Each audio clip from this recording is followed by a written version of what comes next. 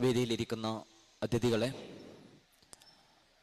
എന്നെ ശ്രവിച്ചുകൊണ്ടിരിക്കുന്ന പ്രിയം നിറഞ്ഞ സഹോദരന്മാരെ, സഹോദരിമാരെ, അസ്സലാമു അലൈക്കും വറഹ്മത്തുള്ളാഹി വബറകാതുഹു. ഹിന്ദുത്വ മാർക്സിസത്തെ തിരിച്ചറിയുക, ഇടതുപക്ഷത്തിന്റെ ഇസ്ലാമോഫോബിയെ ചെറുക്കുക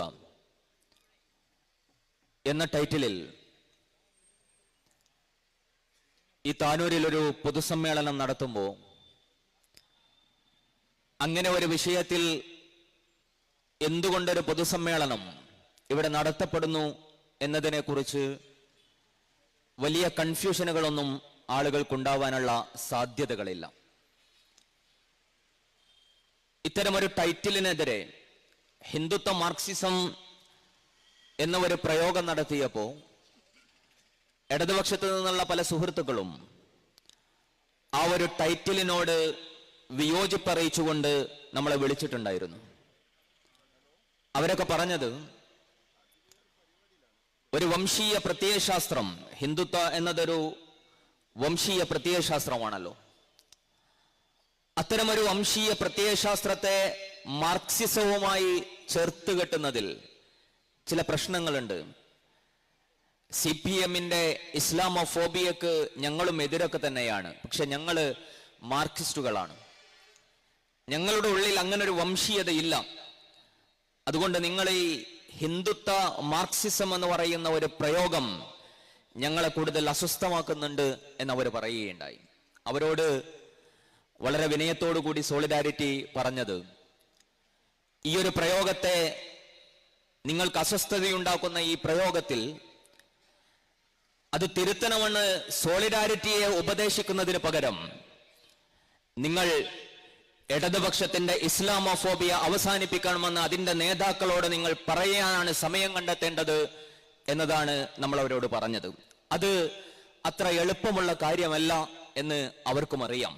കാരണം ഒരു സ്റ്റാലിനിസ്റ്റ് സ്റ്റൈലിൽ ഈ പാർട്ടിയെയും അതുപോലെ തന്നെ ഒരു ഭരണകൂടത്തെയും മുന്നോട്ട് കൊണ്ടുപോകുന്ന ഇടതുപക്ഷത്തിന് അങ്ങനെ പുറത്തു നിന്നുള്ള വിമർശനങ്ങളെ മാത്രമല്ല, അകത്തു നിന്നുള്ള വിമർശനങ്ങളെയും ഉൾക്കൊള്ളാൻ കഴിയാത്ത പാകത്തിലാണ് അതിപ്പോൾ നിലനിൽക്കുന്നത് എന്നതുകൊണ്ട് തന്നെ അത്തരം വിമർശനങ്ങൾ ഏത് രൂപത്തിലാണ് സ്വീകരിക്കപ്പെടുക എന്നതിനെക്കുറിച്ച് ധാരണയുള്ളത് കൊണ്ട് തന്നെ അത്തരമൊരു ആഭ്യന്തര വിമർശനത്തിന് അവർ മുതിരാൻ സാധ്യതയില്ല എന്ന് തന്നെയാണ് നമ്മൾ മനസ്സിലാക്കുന്നത്. യഥാർത്ഥത്തിൽ ഈ ഇന്ത്യ രാജ്യത്ത് ഹിന്ദുത്വ ഫാഷിസം എന്ന് പറയുന്നത് മുസ്ലിം സമൂഹത്തെ അപരനാക്കി അവർക്ക് മേൽ എല്ലാ വിധത്തിലുള്ള അതിക്രമങ്ങളും അധീശത്വവും അടിച്ചേൽപ്പിച്ചുകൊണ്ട് മുന്നോട്ട് പോകുന്ന ഒരു വർത്തമാനകാല സാഹചര്യത്തിൽ ഇങ്ങനെ CPM-നെയും അല്ലെങ്കിൽ മാർക്സിസ്റ്റ് പാർട്ടിയെയും ഒക്കെ വിചാരണ ചെയ്തുകൊണ്ട് ഇത്തരമൊരു സന്ദർഭത്തിൽ ഒരു പരിപാടി നടത്താൻ സോളിഡാരിറ്റിയെ സംബന്ധിച്ചിടത്തോളം അതത്ര താല്പര്യത്തോടുകൂടിയല്ല നടത്തുന്നത് എന്ന് ആദ്യമേ പറഞ്ഞു വെക്കുകയാണ്. പക്ഷേ അത്തരമൊരു സാഹചര്യം സൃഷ്ടിച്ചത് നിങ്ങൾ തന്നെയാണ്. നിങ്ങൾ പരിശോധിച്ചു നോക്കുക, എന്തുകൊണ്ടാണ് അത്തരത്തിലുള്ള വർത്തമാനങ്ങൾ പൊതുസമൂഹത്തിന് മുന്നിൽ എഴുന്നേറ്റ് നിന്ന് പറയേണ്ടി വരുന്നത്? സംഘപരിവാറിന്റെയും ഇടതുപക്ഷത്തിന്റെയും ശബ്ദങ്ങൾ വേർതിരിച്ച് മനസ്സിലാക്കാൻ കഴിയാത്ത വിധത്തില് ഒരുമിച്ച് ചേർന്ന, അല്ലെങ്കിൽ അത്രമാത്രം സമാനതകള് പ്രയോഗങ്ങളിലും ശൈലിയിലുമൊക്കെ കണ്ടുവരുന്ന, അല്ലെങ്കിൽ അത് തുടർന്നുകൊണ്ടിരിക്കുന്ന ഒരു പശ്ചാത്തലമാണല്ലോ നമ്മളിപ്പോൾ അനുഭവിച്ചു കൊണ്ടിരിക്കുന്നത്. ഏറ്റവും ഒടുവില് വയനാട് പ്രിയങ്ക ഗാന്ധിയുടെ വിജയത്തെ കുറിച്ച് സഖാവ് വിജയരാഘവന്റെ പ്രസ്താവന നമ്മളെല്ലാം കേട്ടവരാണ്. വർഗീയ ചേരിയാണ് പ്രിയങ്ക ഗാന്ധിയുടെ വിജയത്തിന് പിന്നില് എന്ന് അങ്ങനെ ഒരു സഖാവ് പറയുമ്പോ ആ ഒരു വർത്തമാനം ആര് പറഞ്ഞതാണ് എന്നത് നമ്മൾ ശ്രദ്ധിച്ചില്ലെങ്കിൽ നമ്മളൊക്കെയും മനസ്സിലാക്കുക അത് BJP-യുടെ ഏതോ നേതാവ് പറഞ്ഞ ഒരു പ്രസ്താവനയായിട്ടാണ്. കാരണം പ്രിയങ്ക ഗാന്ധിയെ വിജയിപ്പിച്ചത് മുസ്ലിം വർഗീയ ചേരിയാണ് എന്ന ഒരു പ്രസ്താവന BJP-കാരനായ ഒരു നേതാവിന്റെ അടുത്ത് നിന്ന് വരുന്നത് സ്വാഭാവികമാണ്. പക്ഷേ അത് സഖാവ് വിജയരാഘവൻ പറയുമ്പോ നമ്മള് വീണ്ടും വീണ്ടും ആലോചിച്ചു പോവുകയാണ്, എന്താണ് ഇവര് ചെയ്തുകൊണ്ടിരിക്കുന്നത് എന്നതിനെ കുറിച്ച്. കാരണം അങ്ങനെ ഒരു വർത്തമാനം ഇവിടുത്തെ ഈ മലപ്പുറത്തെയോ അല്ലെങ്കിൽ വയനാട്ടിലെയോ ഇവിടുത്തെ സമൂഹത്തെ സംബന്ധിച്ചിടത്തോളം അവര് വിചാരിക്കുക നിങ്ങളുടെ അത്തരം ജൽപ്പനങ്ങളൊന്നും ഇവിടുത്തുകാരെ ബാധിക്കുകയില്ല എന്ന് പലപ്പോഴും നമ്മൾ മറുപടി പറഞ്ഞേക്കാം. മലപ്പുറത്തെ കുറിച്ചുള്ള പലതരത്തിലുള്ള വർഗീയപരമായ പരാമർശങ്ങൾ ഉണ്ടാകുമ്പോ മലപ്പുറത്തിന്റെ മനസ്സൊരിക്കലും നിങ്ങളുടെ അത്തരം പരാമർശങ്ങളിലെ വേർതിരിഞ്ഞു പോവുകയില്ല, ഇങ്ങനൊരു ചേരിതിരിവ് ഉണ്ടാവുകയില്ല എന്ന് പലപ്പോഴും നമ്മൾ പറയാറുണ്ട്. പക്ഷേ മലപ്പുറമല്ല അവര് ലക്ഷ്യം വെക്കുന്നത്, മറിച്ച് മലപ്പുറത്തെയും മുസ്ലിങ്ങളെയും ഒക്കെ മുൻനിർത്തിയിട്ട് മറ്റു പലതും മുന്നിൽ കണ്ടുകൊണ്ടാണ് അത്തരം പ്രസ്താവനകൾ ഇറക്കുന്നത്. പക്ഷേ അതിന്റെ ഫലം കൊയ്യുന്നത് ആരാണ്? പ്രിയങ്ക ഗാന്ധി എന്ന് പറയുന്നത്, രാഹുൽ ഗാന്ധി എന്നൊക്കെ പറയുന്നത് ദേശീയ നേതാക്കളാണല്ലോ, കോൺഗ്രസിന്റെ ദേശീയ നേതാക്കളാണ്. അത്തരമൊരു ദേശീയ നേതാവിനെ കേരളത്തിലെ മുസ്ലിം വർഗീയ കക്ഷികളാണ് വിജയിപ്പിച്ചയച്ചത് എന്ന വർത്തമാനം ആർക്കാണ് പ്രയോജനം ചെയ്യുക എന്നത് മനസ്സിലാക്കാൻ അരിയാഹാരം തന്നെ കഴിക്കണമെന്നില്ല എന്നതാണ് നമുക്കറിയാവുന്ന വസ്തുത. അതുകൊണ്ട് നമ്മള് ഈ പറയുന്ന ഇത്തരം ചിന്താഗതികളും ഇത്തരം ശൈലികളും ഒക്കെ തുടർന്നുകൊണ്ടിരിക്കുമ്പോ അതിനെ ഇങ്ങനെ തന്നെ അഡ്രസ് ചെയ്തുകൊണ്ട് അത്തരം പൊള്ളലേൽപ്പിക്കുന്ന പദാവലികൾ തന്നെ പ്രയോഗിക്കണമെന്ന് തീരുമാനിച്ചുകൊണ്ട് തന്നെയാണ് നമ്മൾ മുന്നോട്ട് പോയിക്കൊണ്ടിരിക്കുന്നത്. കാരണം ഒരു കാലത്ത് ഇസ്ലാമോഫോബിയയുടെ പ്രചാരണമാണ് ഇവർ നിർവഹിച്ചിരുന്നത്. ഇസ്ലാമോ ഇവിടെ ഉൽപ്പാദിപ്പിക്കപ്പെടുന്ന സംഘ് പരിവാർ ഉണ്ടാക്കുന്ന അത്തരം അജണ്ടകള്, അത്തരം അവർ ഉൽപ്പാദിപ്പിച്ചുകൊണ്ടിരിക്കുന്ന ഇസ്ലാമോഫോബിക് ആയിട്ടുള്ള കാര്യങ്ങള്, അതിനെയൊക്കെ പ്രചരിപ്പിക്കുന്ന ഒരു ഡ്യൂട്ടി ആയിരുന്നു പലപ്പോഴും അവർ നിർവഹിച്ചിട്ടുണ്ടായിരുന്നത്. എന്നാൽ അതിൽ നിന്ന് വികസിച്ച് സംഘ് പരിവാറിന് വേണ്ടിയിട്ട് ഇസ്ലാമോഫോബിയയും മുസ്ലിം വിരുദ്ധതയും ഉൽപ്പാദിപ്പിച്ചുകൊണ്ടിരിക്കുന്ന ഒരവസ്ഥയിലേക്ക് കാര്യങ്ങൾ എത്തിച്ചേർന്നിരിക്കുന്നു. ഇത് അപകടകരമാണ് എന്ന തിരിച്ചറിവിൽ നിന്നുകൊണ്ട് തന്നെയാണ് ഈ കേരളീയ സമൂഹത്തിന്റെ ഒരു ജാഗ്രതയുടെ ഭാഗം കൂടിയാണ് സോളിഡാരിറ്റി ഇത്തരമൊരു പ്രമേയം ഉയർത്തിപ്പിടിച്ചുകൊണ്ട് പൊതുസമൂഹത്തെ അഭിമുഖീകരിക്കാൻ തീരുമാനിച്ചിട്ടുള്ളത്. ഇത് വളരെ പെട്ടെന്നുണ്ടായ ഒരു ചേഞ്ച് ഒന്നുമല്ല. ഇടതുപക്ഷത്തെ സംബന്ധിച്ചിടത്തോളം അവര് പല ഘട്ടങ്ങളില് ഇത്തരം പ്രയോഗങ്ങൾ നടത്തിയിട്ടുണ്ട്. അവരുടെ ആവശ്യങ്ങൾക്ക് വേണ്ടിയിട്ട് ഇവിടുത്തെ ഭൂരിപക്ഷ സമുദായത്തിലെ ആളുകളുടെ വോട്ടുകൾ നേടിയെടുക്കാൻ വേണ്ടിയിട്ട് പല ഘട്ടങ്ങളിലായി അത്തരം പ്രയോഗങ്ങൾ അവർ നടത്തിയിട്ടുണ്ട്. മലപ്പുറത്തെ കുറിച്ചുള്ള നിരവധി പ്രയോഗങ്ങളുണ്ട്. അതുപോലെ തന്നെ ഇവിടെ സമരങ്ങൾ ഉണ്ടാകുമ്പോ, ജനകീയ പ്രക്ഷോഭങ്ങൾ ഉണ്ടാകുമ്പോ, ഇടതുപക്ഷത്തിനെതിരെയുള്ള അത്തരം കൂട്ടായ്മകൾ ഉണ്ടാകുമ്പോ അതിനൊക്കെ പിന്നിലെ മുസ്ലിം മതമൗലികവാദികളാണ് എന്ന് ഉന്നയിച്ചുകൊണ്ട് ചാപ്പ കൂട്ടിക്കൊണ്ട് അതിനെ മുദ്രയടിച്ച് അതിനെ മാറ്റി നിർത്തുന്ന, അതിനെ അപരവൽക്കരിക്കുന്ന ഒരു രീതി അവർ തുടർന്നു വന്നതായിട്ട് നമുക്ക് കാണാൻ കഴിയും. മുസ്ലിം സമൂഹത്തിലെ ഒട്ടുമുക്ക സംഘടനകളെയും അവർ വർഗീയവാദികളാക്കിയിട്ടുണ്ട്. മുസ്ലിം ലീഗിനെ കുറിച്ച് അവർ പറഞ്ഞിട്ടുണ്ടല്ലോ. മുസ്ലിം ലീഗിനെ കുറിച്ച് എന്താ പറഞ്ഞേ? മുസ്ലിം ലീഗിനെ കുറിച്ച് ഈ വിജയരാഘവൻ തന്നെ പറഞ്ഞിട്ടുണ്ട്, മുസ്ലിം ലീഗ് വർഗീയ ചേരിയാണ്, അവരെ നയിക്കുന്നത് മതമൗലികവാദമാണ്, അവരെ നയിച്ചുകൊണ്ടിരിക്കുന്നത് എന്ന് വിജയരാഘവൻ തന്നെ പറഞ്ഞിട്ടുണ്ട്. സലഫി പ്രസ്ഥാനങ്ങളെ കുറിച്ച് പറഞ്ഞിട്ടുണ്ട്. ഭീകരവാദത്തിനെതിരെ ഒരു പൊതുപരിപാടിയിലെ പി ജയരാജൻ പ്രഭാഷണം നടത്തുന്നുണ്ട്. സലഫി പ്രസ്ഥാനങ്ങൾ തീവ്രവാദികളെ സൃഷ്ടിക്കുന്നു എന്നത് പി ജയരാജൻ പറഞ്ഞ വാക്കുകളാണ്. ഇവിടുത്തെ സമസ്തയെ കുറിച്ച് പറഞ്ഞിട്ടുണ്ട്. മുഖ്യമന്ത്രിയെ വിമർശിച്ചുകൊണ്ട് സുപ്രഭാതത്തിൽ ലേഖനമെഴുതിയപ്പോ അതിനെ വിമർശിച്ചുകൊണ്ട്, ആ ലേഖനത്തിനെ വിമർശിച്ചുകൊണ്ട് പി ജയരാജൻ പറഞ്ഞിട്ടുള്ളത് സമസ്തയിലുള്ളവർ വർഗീയ മനസ്സുള്ളവരാണ്, സമസ്തയിലുള്ളവർ എന്ന് പി ജയരാജൻ പറഞ്ഞിട്ടുണ്ട്. മാത്രമല്ല കൊടിയേരി ബാലകൃഷ്ണൻ പറഞ്ഞത് എന്താണ്? ഈ പാണക്കാട് തങ്ങൾ എന്ന് പറയുന്നത് യോഗി ആദിത്യനാഥിനെ പോലെയാണ്. മലപ്പുറം ഉപതെരഞ്ഞെടുപ്പിലെ CPM പരാജയപ്പെട്ട സാഹചര്യത്തിലാണ് ഇവിടെ മുസ്ലിം ലീഗിനെ ജയിപ്പിക്കുന്നതൊക്കെയും മുസ്ലിം വർഗീയവാദികളാണ്. അതുകൊണ്ട് ഇവിടെ മുസ്ലിം ലീഗിന് ഇടതുപക്ഷത്തിന് വോട്ട് ചെയ്യാത്തവരൊക്കെ വർഗീയ ചേരികളുള്ളവരാണ്, അവരെ നയിക്കുന്നത് പാണക്കാട് തങ്ങളാണ് എന്നൊക്കെയുള്ള വർത്തമാനങ്ങളിലൂടെ ഇങ്ങനെ മുസ്ലിം സമൂഹത്തിലെ ഒട്ടുമിക്ക സംഘടനകളെയും ആളുകളെയും പ്രസ്ഥാനങ്ങളെയും ഒക്കെ തീവ്രവാദ ഭീകരവാദ മുദ്രയടിച്ചുകൊണ്ടാണ് ഇടതുപക്ഷം കഴിഞ്ഞ കാലങ്ങളിലൂടെ കഴിഞ്ഞു പോയിട്ടുള്ളത്. അവരുടെ കണ്ണിലെ ഭീകരവാദിയല്ലാത്ത തീവ്രവാദിയല്ലാത്ത ഏതെങ്കിലും മുസ്ലിം ഉണ്ട് എങ്കിൽ ഇടതുപക്ഷത്തിന് അടിമപ്പണിയെടുത്തുകൊണ്ട് മുന്നോട്ട് പോകുന്ന ചില മാപ്പിള സഖാക്കൾ ഉണ്ടാകും. അവര് മാത്രമായിരിക്കും അവരുടെ മനസ്സിൽ ഭീകരവാദിയല്ലാത്തവര്. ബാക്കി എല്ലാവരും തീവ്രവാദികളും ഭീകരവാദികളുമായിട്ടാണ് അവർ ചിത്രീകരിച്ചു കൊണ്ടിരിക്കുന്നത്. എന്തുകൊണ്ടാണ് ഇത്തരമൊരു നിലപാട് അവർ സ്വീകരിക്കുന്നത്? ഇതിന് പിന്നിൽ പല ലക്ഷ്യങ്ങളുണ്ട്. അതിൽ ഏറ്റവും പ്രധാനപ്പെട്ട ലക്ഷ്യം, മുമ്പ് ഇത്തരം ഇവിടുത്തെ ഭൂരിപക്ഷ സമുദായത്തിൽ നിന്ന് അവിടെ നിന്ന് വോട്ടുകൾ നേടിയെടുക്കുക എന്ന ഉദ്ദേശം അവർക്കുണ്ടായിരുന്നുവെങ്കിൽ ഇന്ന് അവർ കാര്യമായിട്ട് അത് ഉപയോഗപ്പെടുത്തിക്കൊണ്ടിരിക്കുന്നത് അവരുടെ വോട്ടുകൾ അങ്ങോട്ട് പോകാതെ കാത്തുരക്ഷിക്കാൻ വേണ്ടിയിട്ട് കൂടിയാണ്. അത് അവരെത്തിച്ചേർന്നിട്ടുള്ള ഒരു ഒരു വല്ലാത്തൊരവസ്ഥ കൂടിയാണ്. കാരണം അവരുടെ വോട്ടുകൾ അവർക്ക് പിടിച്ചു വെക്കാൻ കഴിയാത്ത വിധത്തില് BJP-യിലേക്കും മറ്റുമൊക്കെ ഒഴുകിക്കൊണ്ടിരിക്കുകയാണ്. അതിന്റെ കാരണം നേരത്തെ ഇവിടെ വിശദീകരിച്ചല്ലോ. വളരെ ഒറിജിനലായിട്ട് വളരെ ഒന്നാം തരം അത്തരം ഹിന്ദുത്വ അജണ്ടകൾ മുന്നോട്ട് വെക്കുന്ന ഒരു പ്രസ്ഥാനവും ഒരു പാർട്ടിയും ഒക്കെ ഇവിടെ ഉണ്ടാകുമ്പോ ഡ്യൂപ്ലിക്കേറ്റിനെ ഏറ്റെടുക്കാൻ ആകില്ല.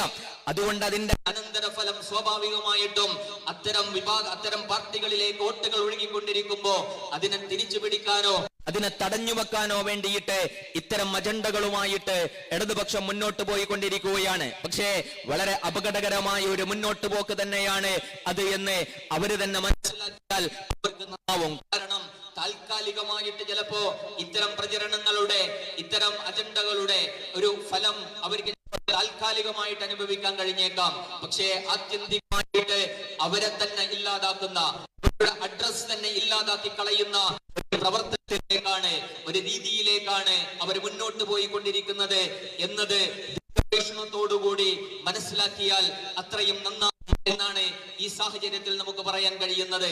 നമുക്കറിയാം, ജമാഅത്തെ ഇസ്ലാമിയെ മുൻനിർത്തിയിട്ടാണ് ഇപ്പോൾ ഇസ്ലാമോഫോബിയ അവരെ പ്രചരിപ്പിച്ചുകൊണ്ടിരിക്കുന്നത്. അതിന് പിന്നിലെ പലതരത്തിലുള്ള അജണ്ടകളുണ്ട്. ജമാഅത്തെ ഇസ്ലാമിക്ക് നേരെ വെടിവെക്കുമ്പോ അതില് പല പക്ഷികളെ അവർ മുന്നിൽ കാണുന്നുണ്ട്. കാരണം അതിന് പിന്നില് ഞങ്ങളിതാ മുസ്ലിം പ്രീണനം നടത്തിക്കൊണ്ട് ഇടതുപക്ഷം മുന്നോട്ട് പോകുന്നു എന്ന സംഘപരിവാറിന്റെ പ്രചരണങ്ങളാണ് പലപ്പോഴും BJP-യിലേക്ക് ഇടതുപക്ഷത്തിന്റെ വോട്ടുകൾ ധാരാളമായി ചോർത്തിക്കൊണ്ടിരിക്കുന്നത് എന്നതിൽ നിന്നാണ് അവര് എങ്കിൽ അങ്ങനെ ഒരു മുസ്ലിം പ്രീണനത്തിൻ്റെതായ ഒരു ആരോപണം തള്ളിക്കളയുവാന് അല്ലെങ്കിൽ അത് തട്ടിമാറ്റുവാൻ വേണ്ടിയിട്ട് അവര് ഞങ്ങളിതാ മുസ്ലിം ഭീകരവാദികൾക്കെതിരെ തീവ്രവാദികൾക്കെതിരെ ശക്തമായ നിലപാടുകളാണ് സ്വീകരിച്ചുകൊണ്ടിരിക്കുന്നത് എന്ന് അവരെ ബോധ്യപ്പെടുത്താൻ വേണ്ടിയിട്ടാണ് ജമാഅത്തെ ഇസ്ലാമിയെ കരുവാക്കിയിട്ട് ഇസ്ലാമിക തീവ്രവാദത്തെ കുറിച്ച്, ഭീകരവാദത്തെ കുറിച്ചൊക്കെ, ഇല്ലാത്ത തീവ്രവാദത്തെ കുറിച്ചൊക്കെ അവർ പറഞ്ഞുകൊണ്ടിരിക്കുന്നത്. മതരാഷ്ട്രം എന്ന് പറഞ്ഞുകൊണ്ട് ആളുകളെ പേടിപ്പിച്ചുകൊണ്ടിരിക്കുന്നത് അവരുടെ വോട്ടുകൾ ചോർന്നു പോകുന്നത് തടയാൻ വേണ്ടിയിട്ടാണ്. അതിന് പിന്നിലുള്ള മറ്റൊരു ഉദ്ദേശം എന്ന് പറയുന്നത് അത് ഈ പറയുന്ന മുസ്ലിം സമുദായത്തിലെ ജമാഅത്തെ ഇസ്ലാമിയെ പ്രതിസ്ഥാനത്ത് നിർത്തിയിട്ട് അവർക്ക് നേരെ അമ്പെയ്യുമ്പോ അതിന്റെ ഭാഗമായിട്ട് മുസ്ലിം സമൂഹത്തിലെ ചില ആളുകളെ കൂടെ കിട്ടും എന്നതാണ് അവര് പ്രതീക്ഷിക്കുന്നത്. അവരോട് പറയാനുള്ളത്, ഈ സമയത്ത് നിങ്ങളുടെ കൂടെ നിന്നുകൊണ്ട് നിങ്ങൾക്ക് വേണ്ടിയിട്ട് തുള്ളാൻ തയ്യാറായിട്ടുള്ള അത്തരം വിഭാഗങ്ങളും അത്തരം ചെറിയ സംഘങ്ങളും ഒക്കെ ഉണ്ടാകും. പക്ഷേ അവരെ കണ്ടുകൊണ്ട് നിങ്ങൾ സന്തോഷിക്കേണ്ടതില്ല. കാരണം അധികാരത്തിന്റെ എല്ലാ വിധത്തിലുള്ള വ്യവസ്ഥകളോടും ഒട്ടിച്ചേർന്ന് നിൽക്കുന്ന, അതിന്റെ കൂടെ നിൽക്കുന്ന, അതിനോട് വിധേയത്വം പ്രകടിപ്പിക്കുന്ന അത്തരം വിഭാഗങ്ങൾ ഈ ഒരു സന്ദർഭത്തിൽ നിങ്ങളുടെ കൂടെ നിൽക്കുന്ന, പക്ഷേ മറ്റൊരു സന്ദർഭത്തില് ഏതിന്റെ കൂടെ നിൽക്കുമ്പോഴാണ് അധികാരത്തിന്റെ അപ്പക്കഷ്ണങ്ങൾ നുണയാൻ കഴിയുക എന്നത് ആലോചിച്ചു നിന്നുകൊണ്ട് പോകുന്ന വിഭാഗങ്ങൾ ഉണ്ടാകും. അതുകൊണ്ട് അത് കണ്ടുകൊണ്ട് നിങ്ങളെ സന്തോഷിക്കേണ്ടതില്ല എന്നുകൂടി അവരെ ഓർമ്മപ്പെടുത്തുകയാണ്. മാത്രമല്ല, ജമാഅത്തെ ഇസ്ലാമി മുൻനിർത്തിയിട്ട് ഇടതുപക്ഷത്തിന് വേണ്ടിയിട്ട് കൊട്ടേഷൻ എടുത്തുകൊണ്ട് ജമാഅത്തെ ഇസ്ലാമിയെയും മൗദൂദി സാഹിബിനെയും ഒക്കെ വിമർശിക്കുകയും അവര് മുന്നോട്ട് വെച്ച ആശയങ്ങളെ തള്ളിക്കളയുകയും ചെയ്യുമ്പോ നിങ്ങൾ ആലോചിക്കേണ്ടത്, നിങ്ങൾ തള്ളുന്നത് അത് ഇസ്ലാമിന്റെ അടിസ്ഥാനങ്ങളെ കൂടിയാണ്, ഇസ്ലാമിന്റെ സാമൂഹിക രാഷ്ട്രീയ അടിത്തറകളെ കൂടിയാണ്. ആ അടിത്തറകളെയും ആശയങ്ങളെയും വിശദീകരിച്ച നിങ്ങൾ അംഗീകരിക്കുന്ന, നിങ്ങൾ ആദരിക്കുന്ന പണ്ഡിതന്മാരെ കൂടിയാണ് നിങ്ങൾ തള്ളിക്കളയുന്നത് എന്നുകൂടി നിങ്ങൾ ആലോചിച്ചു നോക്കേണ്ടതുണ്ട്. ഇസ്ലാമിയെ പലപ്പോഴും ഇടതുപക്ഷം ഇങ്ങനെ വിമർശിക്കാറുണ്ട്, അല്ലെങ്കിൽ പ്രതിസ്ഥാനത്ത് എത്താറുണ്ട്. അത് വോട്ട് കൊടുക്കാത്തത് കൊണ്ട് മാത്രമല്ല. പലപ്പോഴും നമ്മൾ പറയും, വോട്ട് ചെയ്യുന്ന സമയത്ത് അവരെ നിൽക്കാറുണ്ട്, വോട്ട് കൊടുക്കാതിരിക്കുന്ന സമയത്ത് അതിനെ വിമർശിക്കും എന്ന് പറയാറുണ്ട്. എന്നാൽ അത് മാത്രമല്ല അതിന്റെ കാരണം എന്ന് പറയുന്നത്, ഇസ്ലാമിയെ സംബന്ധിച്ചിടത്തോളം ഇസ്ലാമിന്റെ സാമൂഹികമായ പ്രതിനിധാനം നിർവഹിക്കുന്ന ഒരു പ്രസ്ഥാനമാണ്. അതായത് സാമൂഹികമായ മാറ്റത്തെ കുറിച്ച്, ദൈവിക ദർശനത്തിന്റെ വെളിച്ചത്തിലെ ഒരു സാമൂഹിക മാറ്റത്തെ കുറിച്ചും നവോത്ഥാനത്തെ കുറിച്ചും സംസാരിക്കുകയും അങ്ങനെ പ്രവർത്തിക്കുകയും ചെയ്തുകൊണ്ടിരിക്കുന്ന ഒരു പ്രസ്ഥാനമാണ് ഇടതുപക്ഷം. മാർക്സിസത്തിന്റെ സംബന്ധിച്ചിടത്തോളം അതിന്റെ അടിത്തറ, അതിന്റെ അടിസ്ഥാനപരമായ ഒരു ആശയം എന്ന് പറയുന്നത് അത് ഭൗതികവാദത്തിൽ അധിഷ്ഠിതമാണ്. അതായത് സമൂഹത്തിൽ ഒരു മാറ്റം ഉണ്ടാകുന്നതിന്റെയും സമൂഹത്തിൽ ക്രിയാത്മകമായ ഒരു നവോത്ഥാനം ഉണ്ടാകുന്നതിന്റെയും അടിസ്ഥാനപരമായ കാരണം എന്ന് പറയുന്നത് ഭൗതികമായ കാരണങ്ങളാണ്. അതിൽ ആത്മീയതക്കോ വിശ്വാസത്തിനോ യാതൊരു പങ്കുമില്ല. ആത്മീയതയും വിശ്വാസവും മനുഷ്യനെ പിറകോട്ട് വലിക്കുകയാണ് ചെയ്യുക. മനുഷ്യ സമൂഹത്തിന് ക്രിയാത്മകമായിട്ടൊന്നും സംഭാവന ചെയ്യുവാൻ വിശ്വാസത്തിനോ ആത്മീയതയ്ക്കോ കഴിയുകയില്ല എന്നൊരു അടിസ്ഥാനത്തിൽ നിന്നുകൊണ്ടാണ് മാർക്സിന്റെ സിദ്ധാന്തങ്ങൾ മുന്നോട്ട് വെക്കുന്നത്. അവിടെയാണ് ഒരു സാമൂഹിക മാറ്റത്തെ കുറിച്ച്, അതുപോലെ തന്നെ സമൂഹത്തിന്റെ ക്രിയാത്മകമായ മുന്നോട്ട് പോക്കിനെ കുറിച്ചുള്ള കൃത്യമായ അജണ്ടകളുമായിട്ട് ഒരു പ്രസ്ഥാനം ഇവിടെ പ്രവർത്തിച്ചു കൊണ്ടിരിക്കുമ്പോൾ സ്വാഭാവികമായും അതിന് സാമൂഹികമായ മാറ്റത്തിലെ ചാലക ശക്തിയാകാൻ കഴിയുക എന്ന് പറയുന്നത് ഇവരുടെ അടിസ്ഥാനപരമായ സിദ്ധാന്തത്തെ തകർക്കുന്ന ഒരു കാര്യമായിട്ട് മാറും. അതുകൊണ്ട് ഇത് എതിർക്കപ്പെടേണ്ടതാണ് എന്ന കൃത്യമായ ധാരണ അവരുടെ ഉള്ളിലുണ്ട്. അങ്ങനെ തന്നെയാണ് അതിനെ മുന്നിൽ കണ്ടുകൊണ്ട് തന്നെയാണ് അത്തരമൊരു എതിർപ്പുകളെ അവര് പലപ്പോഴും കൊണ്ടിരിക്കുന്നത്. ഈ പറയുന്ന അറിയാം, ഒരു വശത്ത് ഇത്തരം തീവ്രവാദത്തിന്റെയും ഭീകരവാദത്തിന്റെയും ആരോപണങ്ങൾ ഉന്നയിക്കുമ്പോ അവര് ഇടതുപക്ഷം അതിൽ കാണിക്കുന്ന വലിയ ഒരു കാപഢ്യത്തെ നമ്മൾ ചോദ്യം ചെയ്യേണ്ടതുണ്ട്. ഈ സമൂഹത്തിലെ, കേരളീയ സമൂഹത്തിലെ, ഇവിടുത്തെ രാഷ്ട്രീയ പ്രവർത്തനത്തിലെ അക്രമാസക്തമായ പലതരത്തിലുള്ള രാഷ്ട്രീയ പ്രവർത്തനങ്ങളും വിധ്വംസക പ്രവർത്തനങ്ങളും നടത്തിയതിൽ വലിയൊരു പങ്ക് ഇവിടുത്തെ ഇടതുപക്ഷത്തിനുണ്ട് എന്ന് നമുക്കറിയാമല്ലോ. ഏറ്റവും ഒടുവിൽ നമ്മൾ ആലോചിച്ച് നോക്കുക, പെരിയ ഇരട്ടക്കൊലപാതക കേസിലെ പ്രതികൾക്ക് വേണ്ടിയിട്ട് എന്തൊക്കെയാണ് ആ പാർട്ടി ചെയ്തു കൂട്ടിയിട്ടുള്ളത്. അവരെ സംരക്ഷിക്കുവാൻ വേണ്ടിയിട്ട് അധികാരത്തിന്റെ എല്ലാ സ്വാധീനങ്ങളും അവർ ഉപയോഗിച്ചിട്ടുണ്ടല്ലോ. എന്നിട്ട് അവസാനം കോടതിയിൽ ശിക്ഷ വിധിക്കപ്പെട്ടപ്പോ ആ പ്രതികൾക്ക് വേണ്ടിയിട്ട് സിന്ദാബാദ് വിളിക്കാനേ കോടതി മുറ്റത്തെത്തിയത് സോളിഡാരിറ്റിയുടെ പ്രവർത്തകരല്ല, അത് CPM-ന്റെ പ്രവർത്തകരായിരുന്നു. കൊലപാതകങ്ങൾക്ക് വേണ്ടിയിട്ട് സിന്ദാബാദ് വിളിക്കാനേ അവിടെ എത്തിച്ചേരുകയുണ്ടായി. ജയിലിൽ പോയിട്ട് ആ പ്രതികളെ കാണുകയും അവർക്ക് സപ്പോർട്ട് അറിയിക്കുകയും അവർക്ക് പുസ്തകം കൈമാറുകയും ചെയ്തത് ജമാഅത്തെ ഇസ്ലാമിയുടെ അസിസ്റ്റന്റ് അമീർ അല്ല, മറിച്ച് CPM-ന്റെ സംസ്ഥാന നേതാക്കളാണ് എന്നത് നമ്മൾ ആലോചിക്കേണ്ടതുണ്ട്. അതായത് കൊലപാതകങ്ങളെയും കൊലപാതകികളെയും ഒക്കെ ചേർത്ത് പിടിക്കുകയും അവർക്ക് പിന്തുണ കൊടുക്കുകയും ചെയ്യുന്ന രീതിയിലുള്ള ഒരു സമീപനം ഇവർ പുലർത്തുന്നതിലൂടെ എന്താണ് ഈ സമൂഹത്തിന് അവർ നൽകുന്ന സന്ദേശം എന്ന് പറയുന്നത്? അവർ ഘോരഘോരമായി പ്രസംഗിക്കാറുണ്ട്, ഞങ്ങള് ജനാധിപത്യത്തിന്റെ ആളുകളാണ്, ഞങ്ങൾ സൗവർത്തിത്വത്തിന്റെ ആളുകളാണ്. പക്ഷേ ഇവിടുത്തെ എല്ലാവിധത്തിലുള്ള അത്തരം വിധ്വംസക പ്രവർത്തനങ്ങളുടെയും ഭാഗമായി കൊണ്ടാണ് അവർ രാഷ്ട്രീയ പ്രവർത്തനത്തെ മുന്നോട്ട് കൊണ്ടുപോയിട്ടുള്ളത്.